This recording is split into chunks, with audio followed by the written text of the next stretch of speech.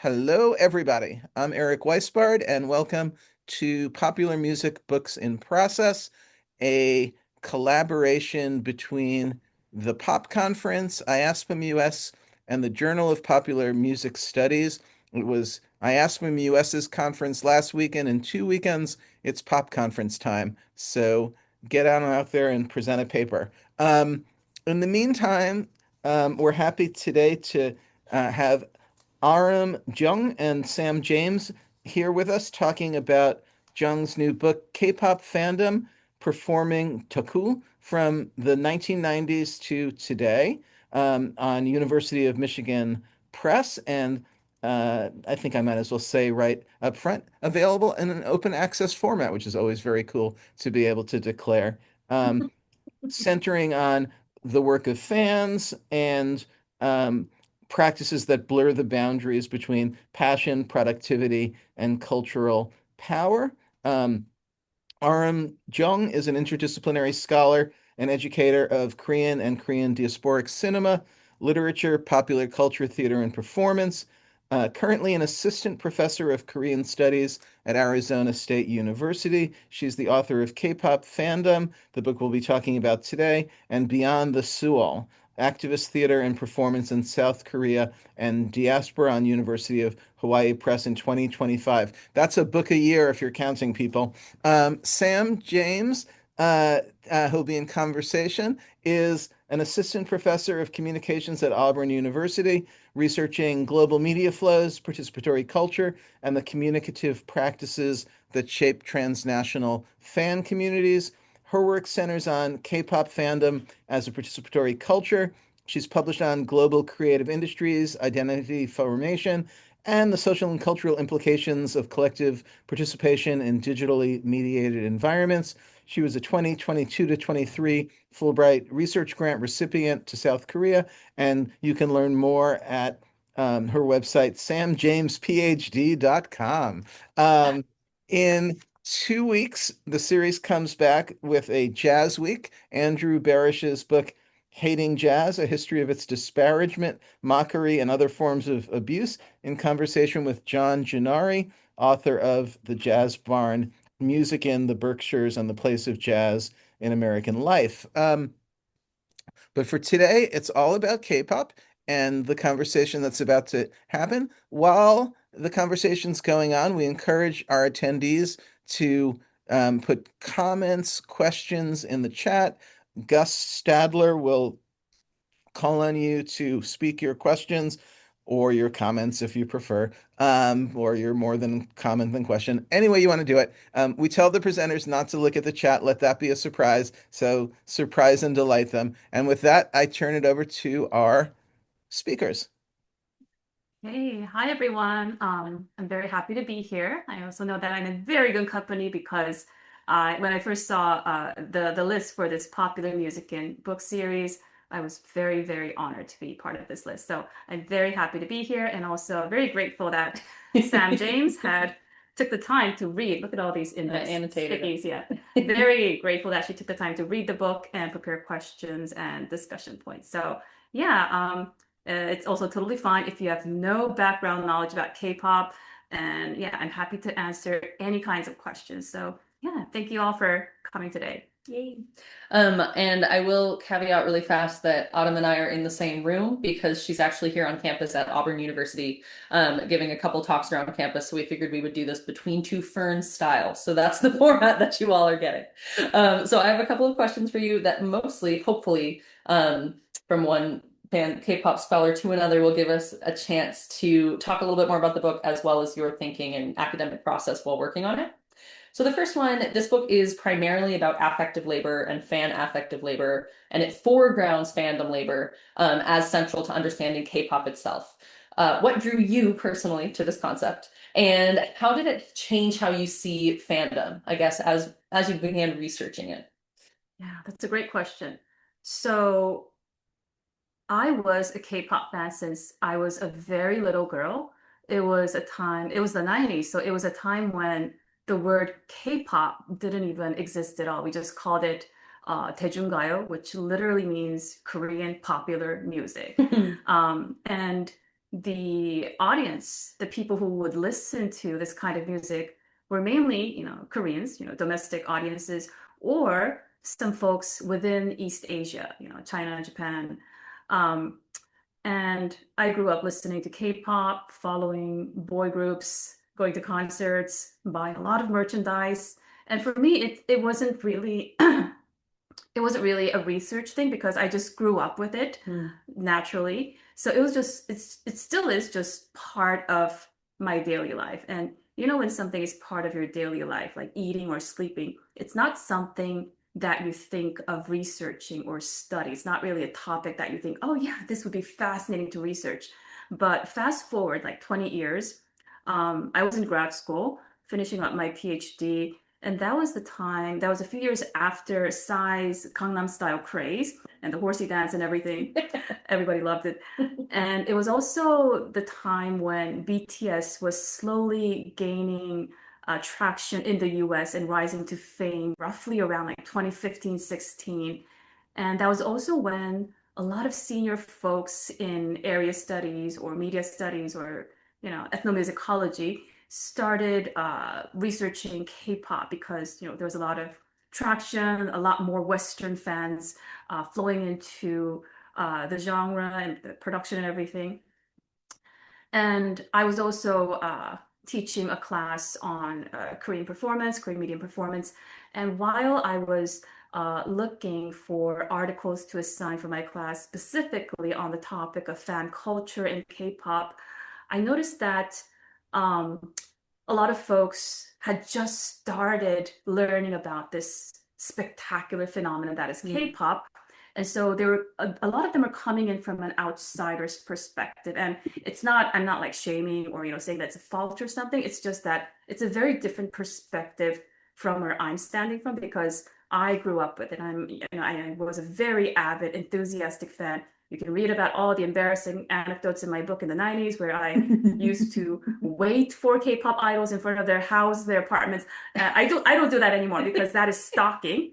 And back in the 90s, stalker laws were not in place. So I'm not proud of that. But it was not, technically, it wasn't like a crime back then. Now it is. So I'm not encouraging anybody to do this now. But anyway, my point is, I'm coming from, a fan's perspective, from an insider's perspective. It's very different when you read about research that's from an outsider's perspective. And of course, that could also create some distance and objectivity. But at the same time, I noticed that some of these research doesn't really capture what fans are doing or what fans are feeling, or for example, like why they're motivated to buy multiple albums or stream music when they're not even really listening to it, or why they're trying to support these K-pop idols. Like why are they doing this? And so I want to assign something that really captures the fan experience. And that's when I thought, well, I guess I could write something that I want to assign. And so I started writing the book in 2018. Now, the best part was because I was already so deep into the fandom, I didn't have to, like reorient or like re-educate what the whole thing is about. And so one of the best things about doing this research as a fan was that when I was, looking for fans to interview for my book, a lot of them had full trust in me because sometimes they would say, sometimes professors or scholars approach us to interview us about their research. And, in those cases, I sometimes self-censor myself because, I feel that they're going to judge that I did all these kind of crazy things. But I know you, Dr. Jeong, that you're not going to judge me because you're way crazier than I am. So it's like, in a way, it really helped with the whole, participant and co-witnessing methodologies for my research. And so yeah, I guess that's kind of like how I got into this research as a fan, the reasons why I did this as a fan, and also the ways in which I conducted this research. Nice. Yay. Building off of that a little bit, you argue, and you kind of just argued again now, that fans perform complex emotional and relational work that sustains K-pop's global reach, very much the fans and the platform. What forms of affective labor do you think fans do that is misunderstood or overlooked? One of the biggest, I guess, bias or prejudice about K-pop fans is that first of all, that they're screaming young girls in their teens and 20s. And that couldn't be further from the truth because K-pop fandom includes a very wide range of demographics of age, nationalities, ethnic, economic backgrounds. And also, a lot of people believe that they are brainwashed with slavish devotions to this capitalist industry. In a way, yes and no, because the way I see how the industry and fan culture changed the past 30 years, yes, the industry has somehow cleverly tricked fans into believing that the idols' careers, their musical success lies in the fans' hands. Yes, that is true in a way, because you could have the most beautiful face, the best singing and dancing abilities, but if you do not have a strong fan base, you cannot make it in K-pop, which is a highly competitive industry. And so, yes, fan support, having a strong fan base is imperative in K-pop, which is why, and fans also know this very well.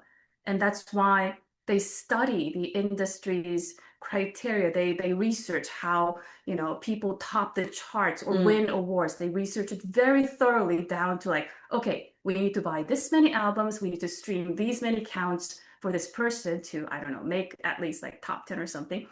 And so they're very good researchers and they're highly organized and networked. So this also talks to like their, organization abilities or management abilities, their teamwork. And so they're not just, brainwashed, screaming young girls, but they actually perform these kinds of activities, all this kind of labor because they want the idols to succeed. And so I would say that's one of the biggest things that I'm arguing against, how it's not just slavish devotions or brainwashed against something. It's about, thoroughly researching something and supporting something that you love. And at the same time, a lot of these things are profit-centered, buying albums, streaming music, voting for award shows. But at the same time, there's a lot of fan activities in K-pop that's very wholesome and just for fans, made by fans. So a couple of things I talk about is like independently published memoirs by K-pop fans. So these are memoirs by BTS fans, and they're printed in both Korean and English, if you can see. Yeah, and these are not actually sold in bookstores in Korea because the fans would only print like 100 or 200 of them, and they would also crowdfund for these kind of publications. And so it's the fans who are, crowdfunding for this book. And so they know their readership, they know who they're going to sell these books to. And so it's really just, a fan community, writing for fans, just as fanzines in other music industries. And there's also, I don't have the cup sleeve, but if it's an idol's birthday or something, sometimes in coffee shops you see, coffee cup sleeves with the idol's face or, photos. And of course, the K-pop idol and company have no idea that this is going on. So this is really just a place for fans to gather to share their love about this K-pop idol, the music that they love, and also for each other. Because at the end of the day, I don't think K-pop is just about the stars or the music. It's also about a community, about, your cohorts, your friends, the community that you have, stepped into and somehow, helped grow. And also you witness that growth. So it's really also about community. That actually goes perfectly into the next question, which is how do the fans themselves understand the labor they perform? So do they see it as work, as care, as community, something else?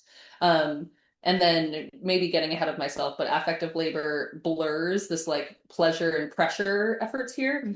So how does that tension show up? Or did you see any times when that tension showed up between why are these fans laboring? How do they feel about that labor? Oh, definitely. I mean, it is labor. It's hard work. I mean, if you have, streamed K-pop songs to help them boost the charts, to help them top the charts, you don't just go to YouTube and just press play, or you don't just go to Spotify and press play. There are all these intricate rules like, oh, you have to do this and then clear the browser and then open it again and make sure the song plays all the way to the end without any interruptions. You make sure that you just watch all the ads, blah, blah, blah. There are all these rules that fans research to make sure that each streaming counts, and so that they can help the artist top the chart. Same with other things, like sometimes they will collect nasty comments, evil comments on social media spaces for the artist or the artist's management company to, file a complaint or sue that person who made those comments. And so there's also rules for that. You make a PDF, you make sure to include the address, the website address, or the date and time of this comment, whatever. And so, yes, all of this is a lot of hard work, and fans acknowledge that this is hard because it is hard, and you need manpower to do this, which is why there's a lot of social media accounts where fans will team up together to stream music or to vote for, let's say, the Billboard Awards or the Grammy or something. Well, you can't actually vote for the Grammys, but something else like what's Teen's Choice, right? Yeah, for Teen's Choice or something. And so they also post all these FAQs, like how do we vote in different languages, Korean, Japanese, English, etc., for all these international fans. So it is a lot of hard work. I have interviewed a lot of fans who confess that, yes, it is a lot of hard work. And if they're students, they're like, yes, it takes time away from my studies. People who are, just office workers, they're like, yes, I actually use my lunchtime to do that. Or sometimes I come home after a whole day of work and I still will do that labor because I love my idol and I want them to succeed. And so they kind of also see the idol's success as their success. And some fans would say, if the idol plays #1 on the TV show, but if I didn't help them stream or buy the albums, it also doesn't feel like my victory. And so I want to help them win, but I also want us to win together. So it's kind of they definitely acknowledge that it is labor, but it's also a collective effort to see them succeed and become happy. So eventually, fans' goal is the artist's happiness and success, which also becomes their success. Interesting. Okay. I think I'm going to hold myself back from asking more questions about that right now for the sake of time. But we might need to get into like the exiting Doku stuff a little bit later. I want to switch then a little bit to researcher reflexivity, because a lot of your book, and of course, like you said, even in this talk, a lot of your research is based on like autoethnographic accounts as well, like your experience of living this and then studying it and doing both simultaneously. So can you describe yourself as a scholar and a fan? Would you call yourself a Naka fan? And then talk a little bit about your dual fan researcher identity. Sure. I mean, I was a fan first, and then I guess fan turned scholar. So I could be an Aka fan. Although, when I go to fan spaces, when I go to concerts, of course, fans do, because I have not a lot, but a sizable following on Twitter/X, and I use my, real name and my photo and everything. Fans do recognize me as like, oh, that's Dr. Jeong. That's the person who, wrote the book with our idol's concert photo on the book cover. They do know me, but I think rather than that, I think they also recognize me as, oh yeah, that's the fan that goes to all the things, like all the concerts, all the fan events, and she documents everything and uploads everything in Korean and English for all the international fans, and I really appreciate that. And so I think for a lot of fans, yes, they do know that I'm an academic doing this, but I'm also just a fan who really just wants to be everywhere and just wants to have a good time with people. And so, sometimes, we make contact, we meet up, but it's very informal. They just call me like 언니, which is the Korean language for like older sister, like big sister in Korean language. Because now I am at that stage where I'm like older than everybody else. Yeah, I'm getting old. But it's nice. It's also a term of endearment kind of in Korea. So they would just call me 언니 and just, we would just be friends and like go eat something or like be like, oh yeah, that was so good, and like share memories or something. Hmm. And so, yes, I am a researcher, but I think I'm fan first and Hmm. then researcher. Because I mean, the book is done and I'm on research lead this semester, so I'm not teaching, but I'm not really teaching. I'm not really doing research. I'm just going concerts for pleasure. And then everybody, yeah, then everybody's asking me, oh, is that for your next project? No, I'm just going because I really just want to go. And so this is my award for finishing the book. I'm just gonna go to concerts. 2 books. Yes, Finishing and 2 books. so yeah, I mean, yes, eventually I could write something else about K-pop, but Hmm. for now, I'm just trying to enjoy my time as a fan. Have you ever had people, I guess fans specifically, but maybe also in scholarly spaces, because you do talk about being this like Mm-hmm. prosumer or almost like Mm-hmm. fan building up that sort of social currency there a little bit with your own social media that is unique, I think, in K-pop fandom because Mm-hmm. it has your face attached to it and it Mm-hmm. has your name and your like BHD and there's websites you can go Mm-hmm. to about you. Mm-hmm. Um, have you had fans challenge this dual identity where they've been like, oh, are you here to study me? Or have you had scholars, I guess, challenge your scholar identity as a fan scholar first? Uh, I don't think I've had fans challenge me. I think, Hmm. oh, it's not really a challenge, but there's a photo in the book where I include a photo of taking a picture inside the concert venue with the light sticks here. And you don't see it here because it's blurred out, but in the initial photo, you could actually see one of the fans' face, like not very clearly, but you could still, I guess, make it out if you knew who the fan was. And when I, uploaded this photo on social media, the fan actually sent me a message saying, "Oh, that's actually my face in the middle. Could you blur it out or Hmm. delete it?" And I immediately apologized and deleted it. And later, when I wanted to include this in my book, I made sure to ask my publisher to blur this out as much as they could. And then I sent a message to the fan asking for her permission, for her consent. Like, so I tried my very best to, blur it out as much as I could. Is it okay if I publish this in my book? And she was like, "Oh yeah, thank you so much for doing that." And so when I'm conducting research, I make sure to tell fans that I make sure to also ask what they want Hmm. when I'm using what they tell me in my book. And for example, do you want to be anonymous? Do you want me to use your real name? How much do you want? Is this on the record or off the record? And so I try to be, I guess, ethical as much as I can. I think research ethics are extremely important because while I see myself as, a true, authentic fan, some fans might not. They might think, I'm a researcher just swooping in and trying to Hmm. extract materials or something. And so I think conducting research in an ethical manner is extremely important. And so it's not really a challenging thing, but that's one of the things that I tried very hard with my book. Hmm. For scholars, I mean, I don't really know what shit they talk behind my back. Maybe it's not an academic term, but I mean, sometimes I do hear things through the grapevine, like I go to too many concerts, I go to too many events, and so I'm too invested to write a book on K-pop Hmm. fandom that sometimes I hear things through the grapevine, uh but Hmm. I also think, I mean, I think it's yes and no. Sometimes I guess I once did have a mentor during my master's who said you should study what you hate because that would create a distance for you and you can be very objective.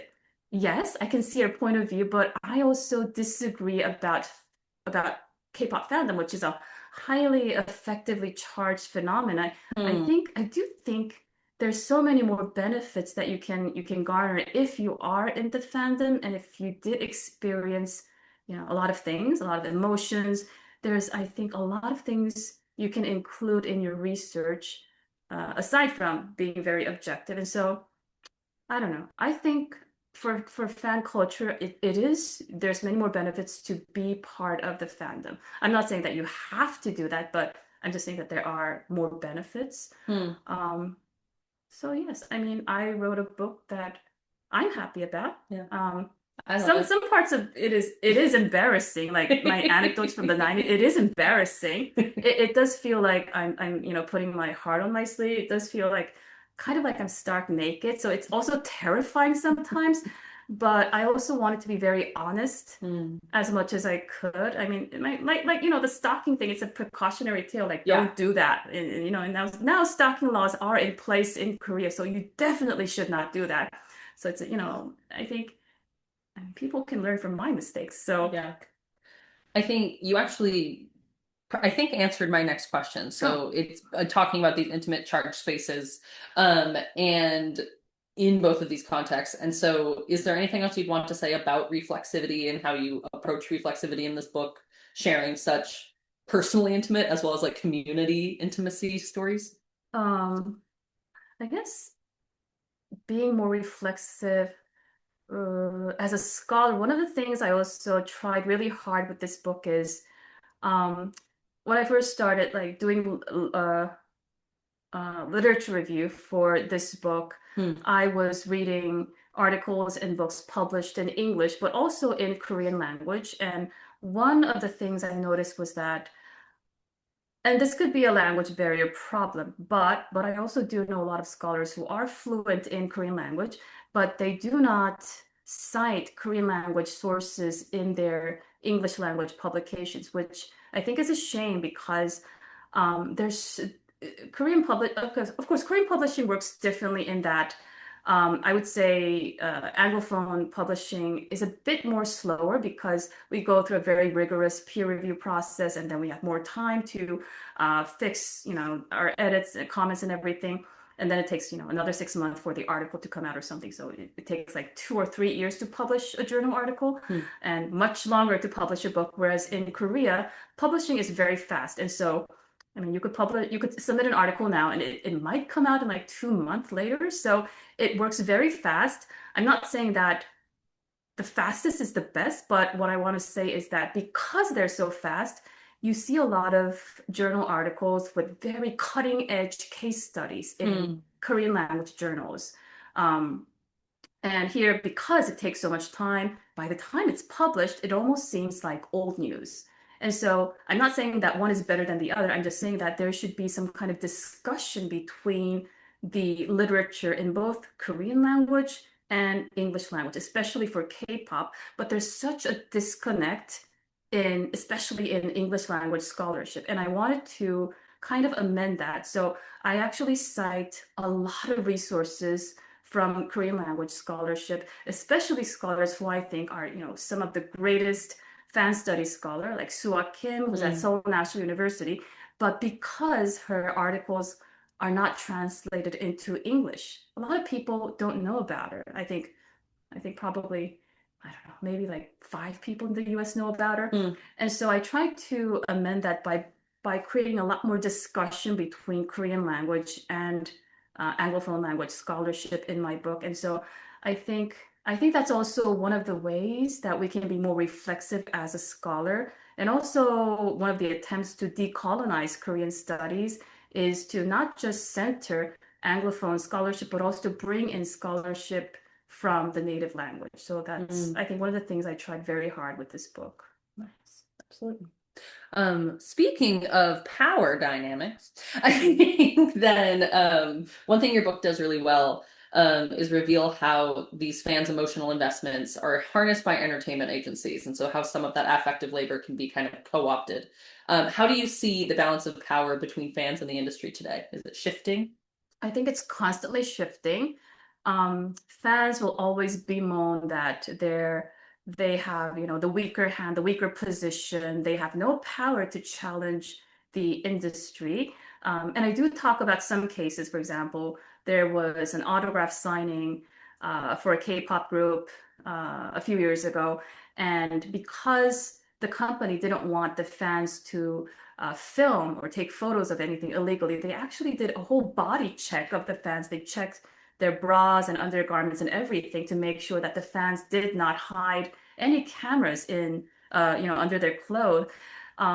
And I think that was, and the fans, you know, whose testimonies I read, they were outraged, they felt abused and, you know, sexually harassed, Mm. but not one of them left the venue. They all complied to, you know, the agency's body check, and they all went through the procedures and completed the autograph signing because I think they're scared that if they, create a fuss and, challenge the agency and leave the venue, they will be blacklisted for future fan events. And so there's always this fear that fans hold that they could always be blacklisted and be prohibited from participating in other events. So fans will always bemoan that they have the weaker hand, they're in the weaker position, they have no agency, no power. At the same time, I do think fans hold a lot of power, especially these days, because the industry acknowledges how powerful fans are in changing the idol's course of career. They can really make or break the star.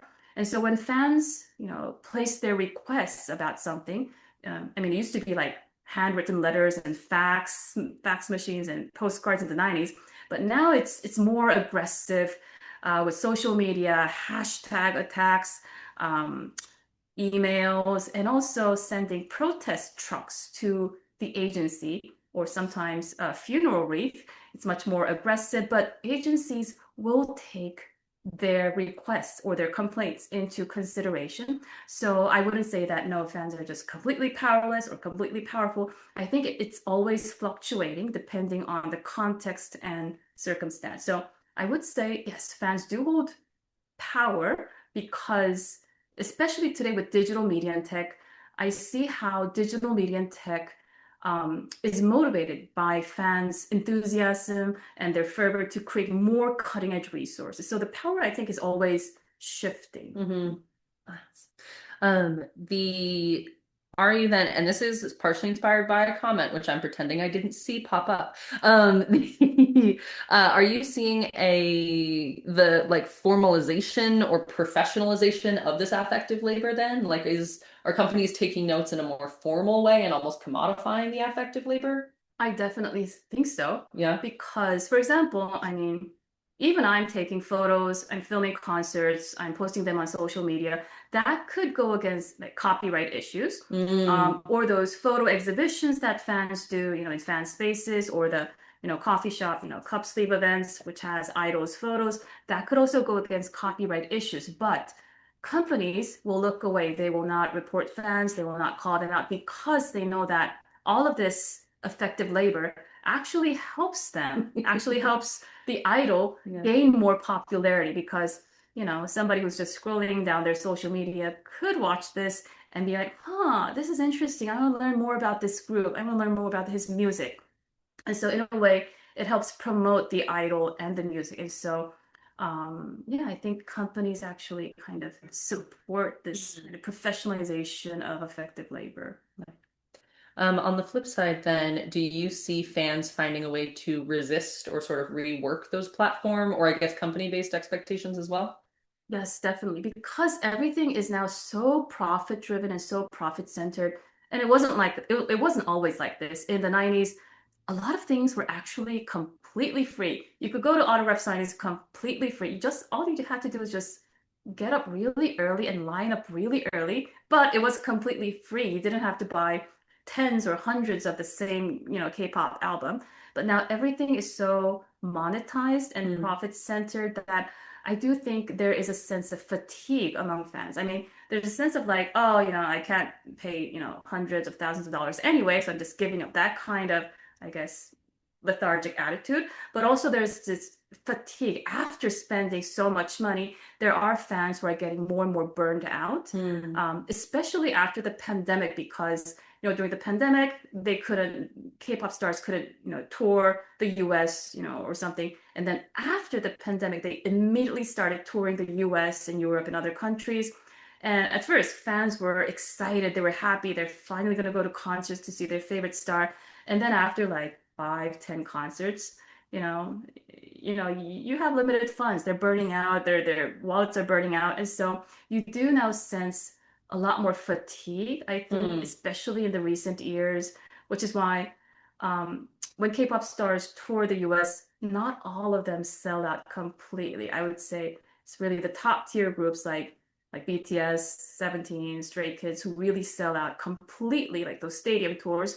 And then slightly, lower tier groups, if they're performing in smaller venues, I guess it's okay. But if they're performing in really huge venues, they might not sell out. And I don't think it's the lack of love. I think it's really the lack of funds and fatigue. And so we do see a lot more burning out and fatigue. And I think that's really where a lot of more wholesome fan activities like zines or independently published memoirs or cup sleeve events come into place, where fans get together, they learn about each other's work, they exchange freebies and each other's, objects. And it really becomes, a community where they can meet other fans and learn to care about each other. And we also see a lot more fans engaging in political causes. We see a lot of activism, especially in Korea, in Southeast Asia. And also here, you often see fans gathering other fans for like food banks, right? Yeah, food banks, Food drives. food drives, yes, for good causes, for charity. And I think those are some of the best things about K-pop fan labor, not just caring about the music or the industry, but also about the community we live in, because eventually it's not just the stars, not just the music, but it's about each other that we care about. Yeah, absolutely.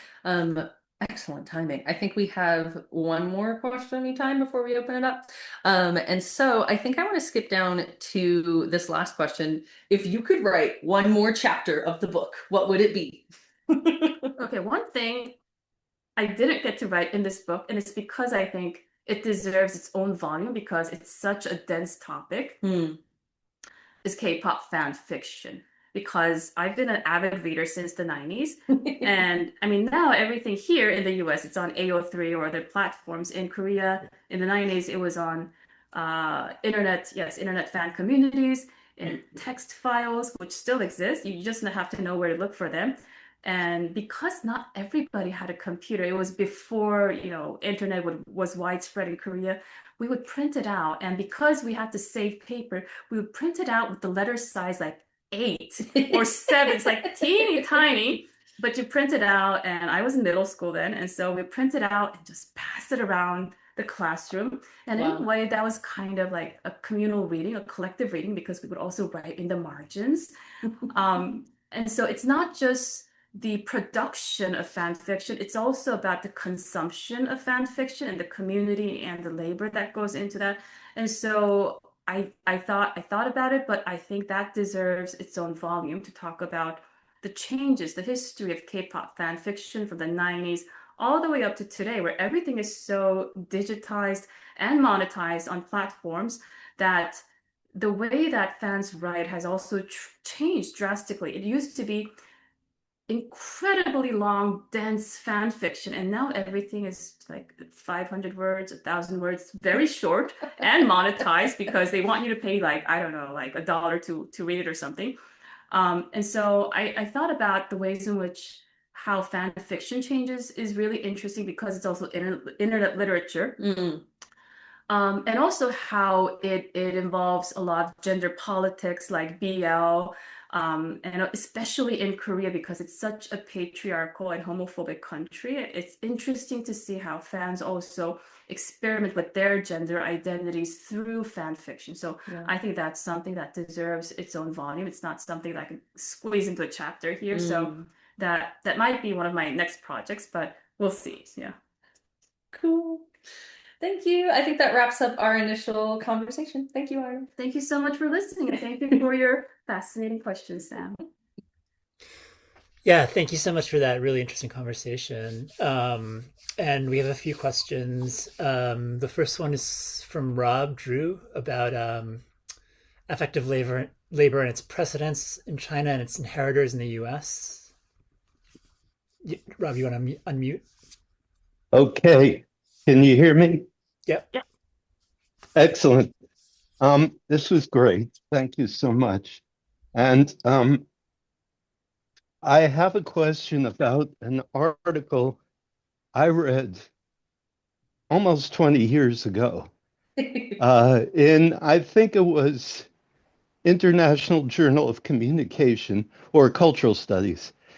And it was about Chinese fandom for a show called, it was like an idol show. And it was, the fandom had a name. It was called the Corn Fandom. And it blew my mind, this article. This was 2009, and it was a fandom for a particular young female singer on this show who that basically the fandom made a star of her. And this is pre Spotify and all that. The fans were going into record stores and buying up multiple copies of records for money. This is in China in order to boost her ratings. And they were making like homemade publicity packs and all this stuff. And, I had never heard of anything at the time like this. And just a couple of other things. This was a terrific author. She discusses most of the fans were older women Hmm. for this young woman, and that they had kind of a maternal attitude toward this young star who they saw almost as a daughter, and almost they were nurturing her career. They really disliked her official, her publicist, her real publicist. They felt they were her publicist. And so they had this maternal attitude. And just one other thing, all fascinating, but I had a student, I assigned this article for class once, a couple of times, and I had some Chinese students in my class. It was a graduate class, and one of them knew of the show and said, with this show, when they would broadcast this show, they would show fans in the audience while the idol singers are singing, and the fans were supposed to emote in the audience for this show, and there were actually like I don't know, rewards or awards for who did the most crying in the audience at this idol show. So this just, the article and then hearing about this from my student. But it just at the time I thought there's nothing like this. I never heard of anything like this. Then I started hearing about BTS and what their fans like what you talk about on Spotify, and even here with some stars here that fans get, they're called stands or whatever for Taylor Swift or whatever. But this just seems so ahead of its time. And I wonder if you, first of all, if you knew of this at all, and secondly, whether you think that this is really caught on in a way among American fans, not just American fans of K-pop, but American fans of all sorts of, especially pop stars, young pop stars, this sort of activist affective labor. So, Yeah, that's a great question. Thank you so much, Rob. Now, you're I welcome. confess I don't know of that article, but what you're telling me, it's actually very similar to what was happening in K-pop in Korea already in 2009 as well, because that would be like roughly second gen of K-pop. So we would already have big groups like Super Junior, TVXQ, the Wonder Girls, Girls' Generation. And so already that's a time when fans are performing active labor. It's also a time when fans starting performing citizenship, meaning they would take matters into their own hands. Like you said, they were not happy with the publicity of the company, right? Same thing.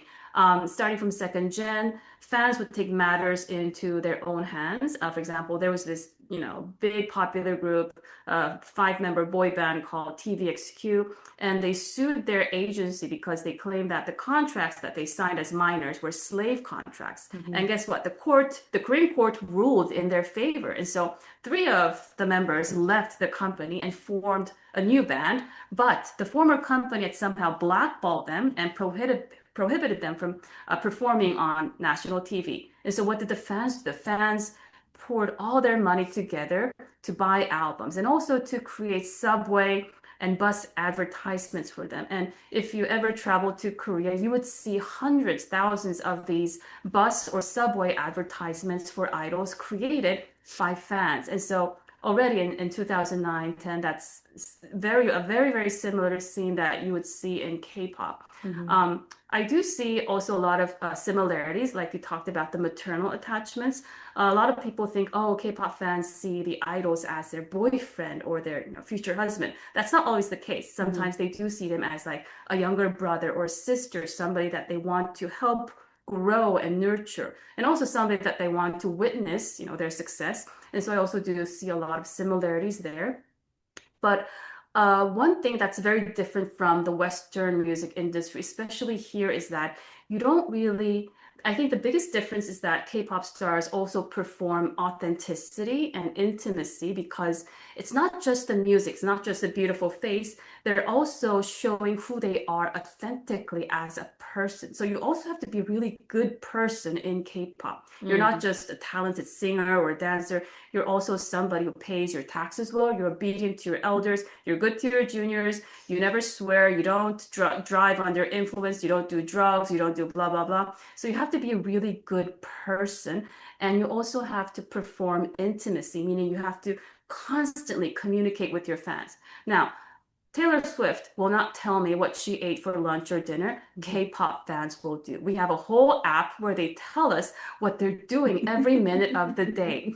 They have constant communication with fans. And so I talk about my book how, traditionally we think about parasocial relationships as a one-way relationship, but in K-pop, I see it as two-way asymmetric relationships. And so I do see, a little bit also how some Western musicians are also using K-pop strategies. I think I see Taylor Swift creating multiple versions of the same album, which is a very K-pop thing, and also inserting photo cards. I think Dochi also has a light stick. Light stick is a cheering object that you use in K-pop. So she also has a light stick now. So I do see a lot of Western musicians also, using strategies that we see in K-pop. But yeah, thank you so much, Rob, for your question.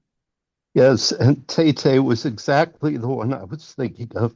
So thank you for that. It was a wonderful presentation. Thank you.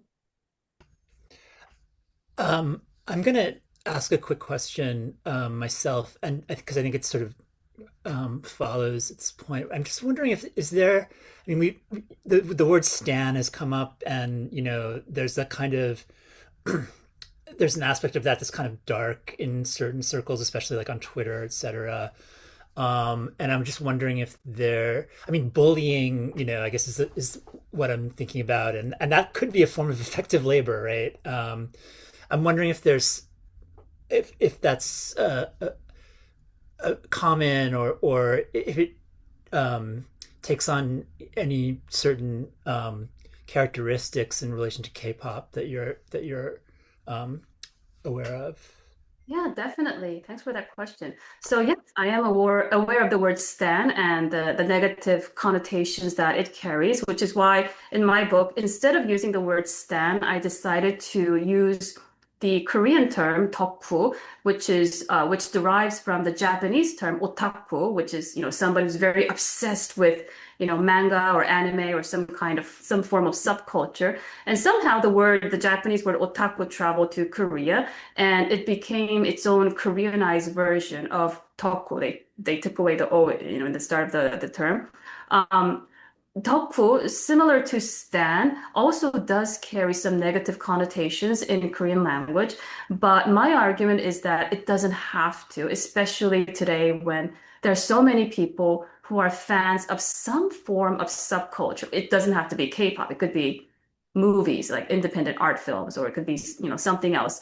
And so in Korean language, we often use the word 덕후 interchangeably for any kind of person who is a fan of something, which necessarily doesn't have to be K-pop.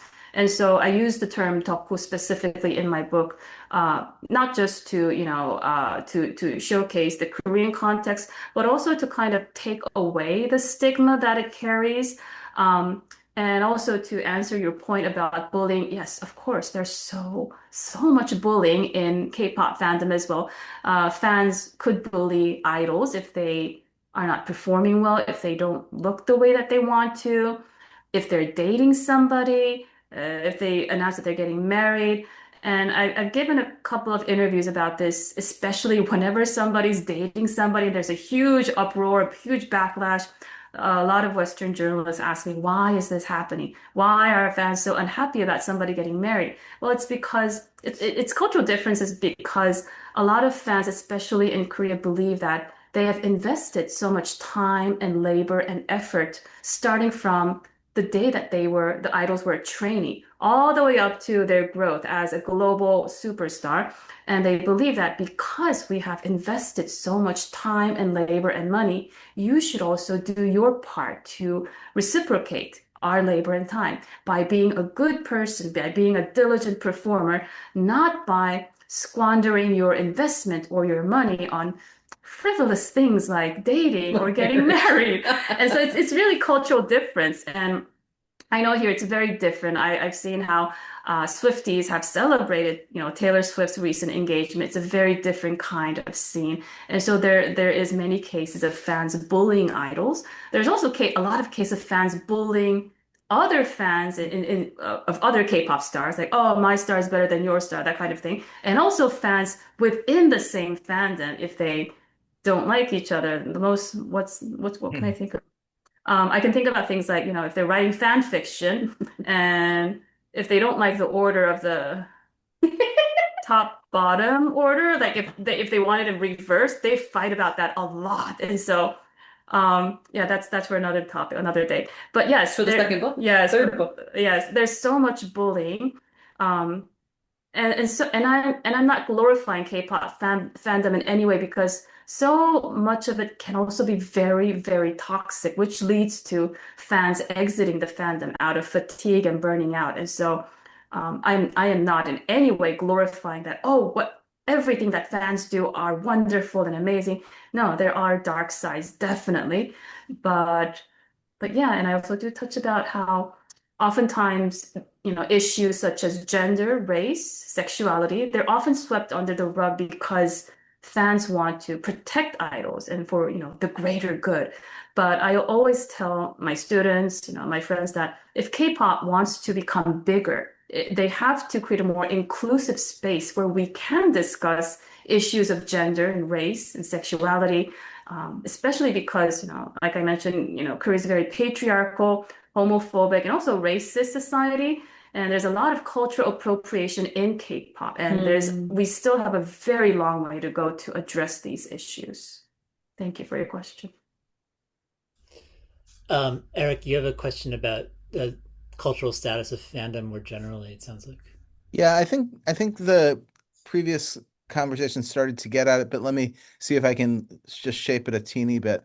Um, I'm curious about the traditional disdain for fanship measured against that for some of us, K-pop fanship is actually the most innovative aspect of K-pop.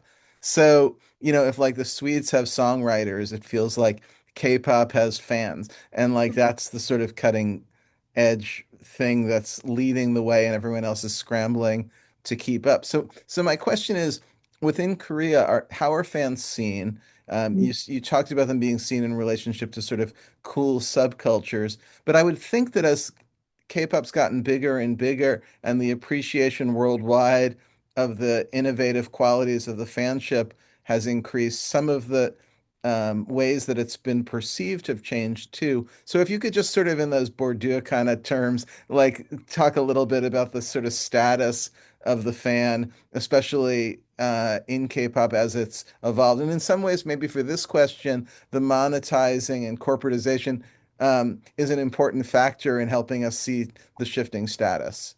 Yeah, that's a great question, Eric. I would say that even up to today, K-pop fans still carry so much stigma, to a point where I know a lot of K-pop fans that who would never reveal that they are K-pop fans in Korea because they know that people would view them as, oh, you're just this brainwashed female lady, with slavish devotions. And even in the 90s, there was a very derogative term called basuni in Korean language, which is to put down K-pop fans and view them as just, screaming young girls. And I don't think much has changed, except there was a turning point in December 2024 when former President Yoon Suk-yeol declared martial law. Now, when he declared martial law and when the martial law army rushed to the National Assembly, breaking doors, trying to arrest the opposition party leaders, K-pop fans were one of the very first to take to the streets with their light sticks Hmm. and to call out for government accountability and for Yoon's martial law. And they protested, and it was during the winter. It's very, very cold and gray in the winter. And they protested for weeks and weeks until he was, finally impeached. And one of the things that changed the perception of K-pop fans was because a lot of the elder Koreans have always bemoaned that, oh, the younger generation, they're not interested in politics. They don't care about democracy. But now they see how it's not, and it was the majority were women in their 20s and 30s who took the streets and filled the streets with their light sticks and K-pop songs, which became protest anthems now. Of course, there are traditional protest anthems from the 70s and 80s. Susan Huang at Santa Barbara does remarkable research on that. But now these K-pop fans have changed the protest scene by incorporating K-pop songs, changing some of the lyrics to include words like impeach. And there has been so much attention in Korean news and media about how we have hope. Younger Koreans are interested in saving democracy. Look at them with their bright K-pop light sticks, making it look as if the protest is a K-pop concert. So it's not a somber, sad mood. It's a really cheerful, energetic, positive kind of mood. And so there's been a lot of media framing, a lot of articles about how it's not just all bad. Look at them trying to save democracy. And so I would say December 2024 was a turning point in which we see society's views of K-pop bands changing. That makes total sense. That's really interesting. Thank you. Thank you. Yeah, so interesting. Natalie Hedberg has a really interesting question about gifting among fans. Natalie, do you want to unmute? Yeah, my question is basically what I wrote, but I can read it out for you if that'd be helpful. How does the gifting culture in K-pop, specifically cup sleeves, concert freebies, zines, etc., impact and influence fans' roles in this commercialized genre? And do these acts of gifting disrupt the profit-driven side of the industry? And then also selfish question, I'm wondering if you make and give freebies when you go to all of these concerts. That's a great question. Thank you. So yes, I could talk about the gifting part of my experience. So I did help sponsor a coffee shop cup sleeve event in July of 2024. So I'm not a professional photographer. I had a friend who takes professional photos, almost very professional looking photos. They are great. And she was a very, very young fan who wanted to hold a cup sleeve event and a photo exhibition inside the coffee shop. And nowadays, because the coffee shops will profit whenever these fans come in and buy cups of coffee and look at these photos, they will let the K-pop fans rent the space for free. But the fan also needs to, print out photos, enlarge them, hang them up in like nice looking frames, and also create some gifts or freebies, buy balloons to hang them up, right? So she does need some fun. So I was her sponsor and I helped sponsor the cup sleeve event, which went very well. We also had offline, in-person meetups among other fans where, we exchanged gifts like photo cards or stickers or handmade items. Where's my onigiri purse? Oh, you just got it. Am I sitting on it? Oh, I forgot. Anyway, fans would also, create not just stickers or photo cards, but, small objects like pin buttons, refrigerator magnets, small pouches, hand mirrors, all kinds of things that you would use in daily life from their own, from their own pocket. And in a way, it's not really, about promoting the idol. It's about showing care for the fan community. And of course, this could go against copyright issues because we do technically use, the idol's photos and, from the albums or other things. But like I mentioned, it helps promote the idol. It also helps strengthen cohesion in the fan community. So agencies will not prohibit fans from creating these kind of events. If anything, I think they would support it because this would help the industry. Thank you for your question. Thank you for your answer. Okay, and I think we have one more question. It's like a question about ethics and fan research. Michelle Lopez, you want to? Yeah. Sorry. Hi. Thank you. This is such a great talk for me because my research and where I'm at in my PhD program, I'm in a leadership studies program, and a lot of the scholars are like, what are you doing? So, because I'm looking at lessons from Fandom, leadership and knowledge production in BTS Army. And I've been immersing myself in BTS and Army for about the past 10 months. And my daughter has been a long-time Army since she was 13. She's 21 now. And I used to roll my eyes at her because she wanted me to pay for her to go to BTS concerts. But I at the time I thought like, oh, this is just a passing phase. But yeah, so now I'm just, I want to make sure that I'm being ethical as a scholar, and something that you pointed out, which I think I do need to mention, is what you said about not including Korean scholars. Like that's a gap, that's a knowledge gap that I think I definitely want to point out in my own work, because I'm very limited on uh, the Korean language. So, but yeah, like, so what advice could you give about, my ensuring like ethical accountability as somebody, like I consider myself, I guess, like a baby Army. So I've been participating and purchasing the light sticks and talking to some of the other people looking on social media, joining like different groups and getting ready. Like now, like Army is picking up so heavy that I'm going insane. It's hard to focus on what to like, because there's just so much going on, but there's so much power and leadership that's happening, like global power within fandom, and it's just amazing. And so I see it. But what advice could you give me on in terms of ensuring ethical accountability? So that's a great question, first of all, and I hope your research goes well, fingers crossed. I know that picking up a second language, especially Korean, is very difficult to do in a short time. I mean, you're studying Korean language, and I know how difficult it is. But I think there are also ways you could perhaps hire a research assistant who is fluent in Korean language to help out. Saying that AI tools are perfect because it's the bane of our existence. But I also think this is maybe the time we could use AI translators. I mean, they're not going to do a perfect job, but you could, if you, want to read a specific article, which is in Korean language, you could use AI language tools, or, hire a student RA who could help with your research. And for interviewing fans or entering fan spaces, I think it's good to give yourself time and not be rushed, because one of the things I notice is that the more time you are in fan space, the more things you experience, you notice changing norms, you notice changing codes, and you understand why these norms and codes are important. And K-pop fandom, each fandom, but also just general K-pop as well, have their own set of rules. And in a way, yes, it is very populist in that if you go against the rules, oh, they will kick you out so hard that you'll never recover. And so I think it's also good to take some time and not feel too pressured to accumulate everything in a short matter of time, but really just take the time to look around and notice what's the changing norms, what are the codes, what are the rules here,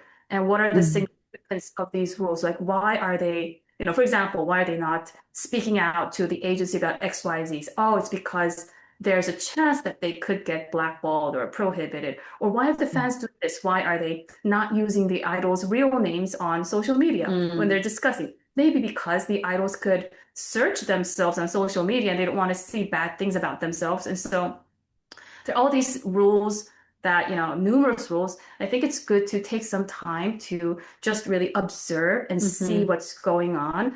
And I think, yeah, just be respectful of the fandom's codes. And yeah, do you have anything we want to add? I would say ask the fans as much as possible.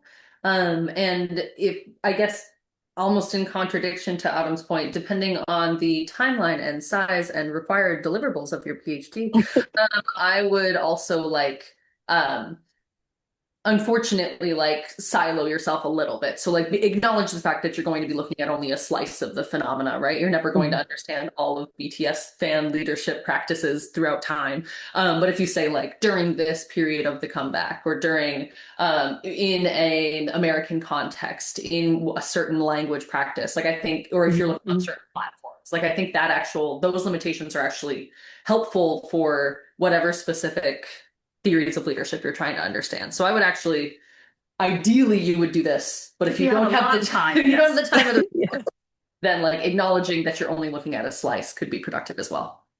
Yes. Okay. Thank you so much. Thank you. I really appreciate that. Thank you. All right, thank you to our presenters, and thank you everybody who came out. And we'll be back 2 weeks from tonight with 2 jazz scholars. So please join us again. Thank you so much. Thank you all so much. Thanks so much for a really interesting conversation and a book that sounds fascinating.